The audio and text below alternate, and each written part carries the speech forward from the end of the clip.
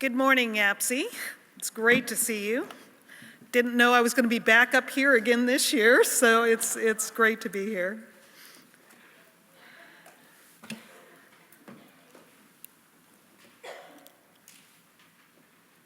Okay, so I don't know what that means. Are we ready with the PowerPoint? All right.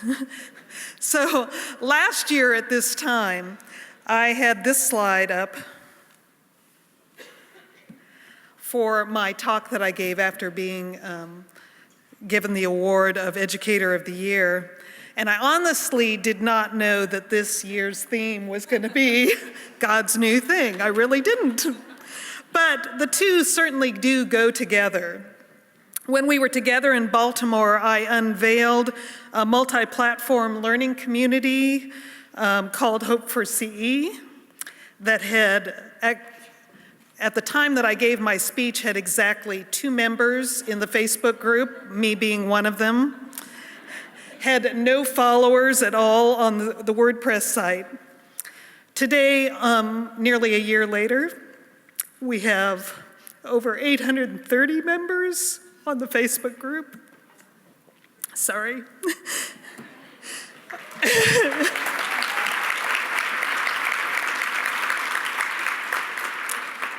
From at least 7 or 8 different denominations. And we have 260 followers on the site itself. We are a mighty learning community. But what kind of community do we want to be? So for the next few minutes, I'd like us to think about why learning communities are important. How do they function? And what are some of the elements of a vibrant learning community? For our guide, I'm relying on a terrific book by Cheryl Nussbaum Beach and Lanny Ritter Hall, entitled The Connected Educator, Learning and Leading in a Digital Age. Now you can tell by the title that they are thinking of learning communities like Hope for CE that are found online.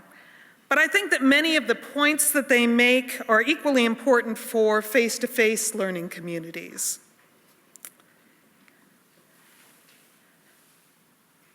In essence, learning communities are formed anytime we come together to learn anything, from salsa dancing to knitting, from tax preparation to Bible study. We as educators are involved in many types of learning communities, as we plan programs or special events, as we share strategies with each other, or come together for a conference like this one. We are all about learning in community, but what types of communities are we forming? So the first type I want to look at is cooperative learning communities. In a cooperative learning community, everyone in our community is taking on a task for a common goal. Each of us works individually, and then we pool our resources. If someone has to drop out for whatever reason, there are others who step in to replace them. The work itself does not suffer with the absence of any one person. The group is usually highly structured, and many of our planning teams are really cooperative learning communities. We may not call them that, we may call them committees or task groups, but they come together to plan an event or a program, and task completion is the final goal.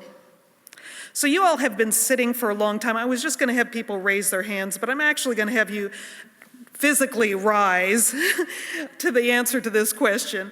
How many of you are currently part of what you would call a cooperative learning community, given the description I just gave you?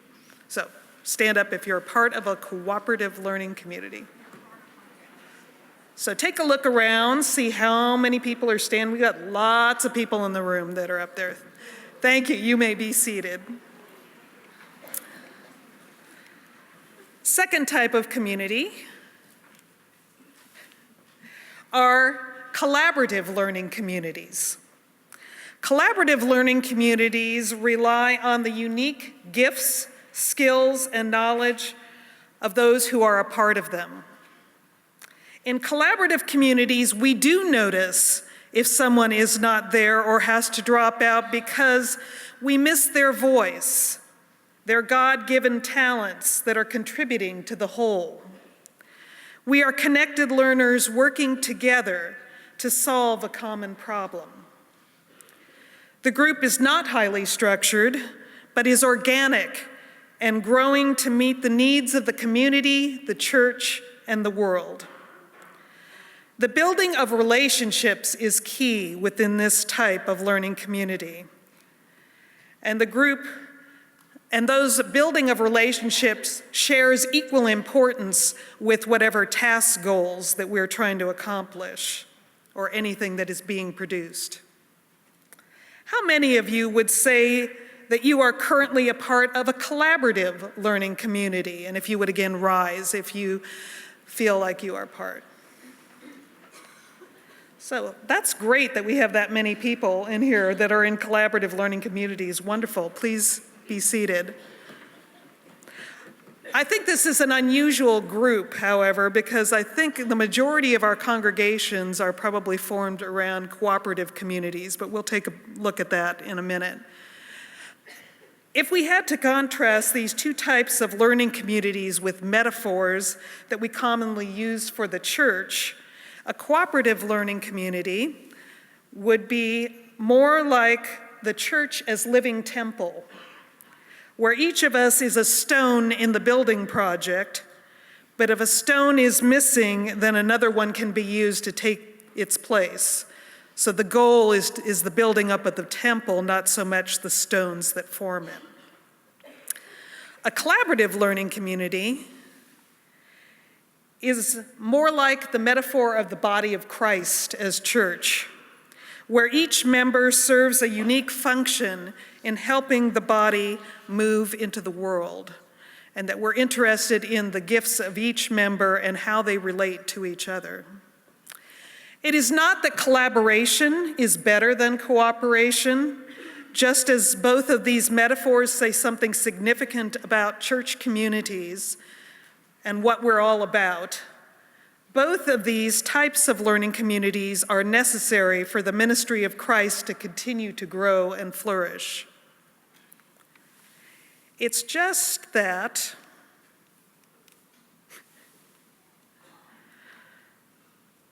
our way of using these learning communities in the Christian church looks more like this slide than the last one. I believe that we're in a time for Christian education when we need more collaboration. We need groups of educators who will take on some of the major challenges and opportunities we are facing in educational ministry. The decrease in Sunday school attendance and commitment, the rising desire for more times when all ages are worshiping and learning together, the emerging use of social media and other technologies that both connect and distance the different generations in our churches,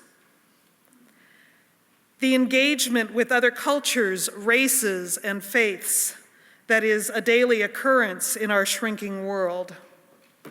These are just some of the issues which today's educators need to engage in 2016, not to mention creation care, increasing violence, and all the isms that separate us.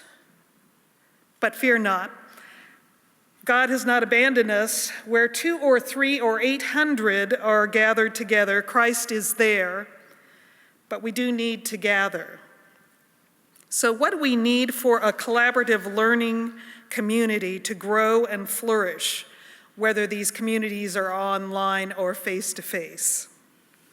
First,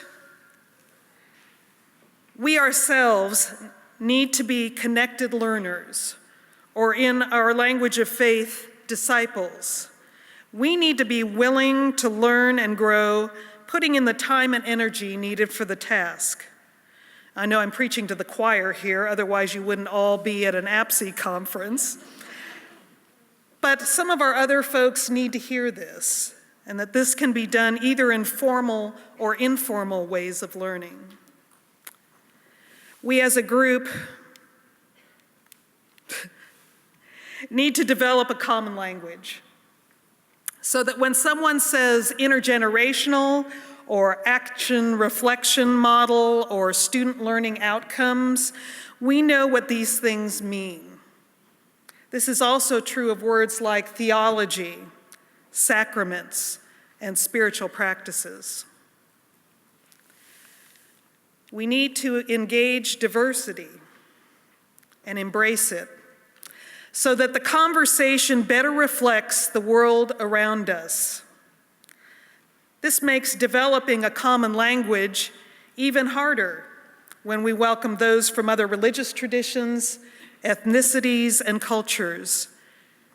Yet the conversations will be richer, and the body of Christ will move more freely in the changing world around us. For this work, we also need to build relationships. It is not enough to embrace diversity as a kind of tokenism, but we truly have to build relationships, listen to one another, and begin to trust each other's judgment and recognize each other's gifts. If we do not, our learning community will have no trouble being cooperative, but will never become collaborative.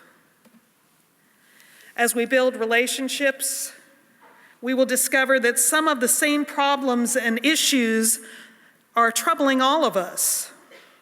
And with the combined gifts of this learning community, we have a better opportunity to reach a just and long-lasting solution.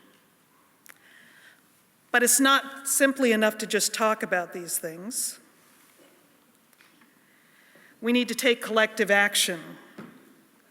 This may take many forms, like developing collaborative research projects to more fully understand the situation in which we live and move and have our being, or to write a combined curriculum resource that is currently absent in the publishing world. I'm sure that there are many more actions that a collaborative learning community could take as Christ's hands and feet in the world, including advocacy for the work of Christian education. Which brings me to my final point.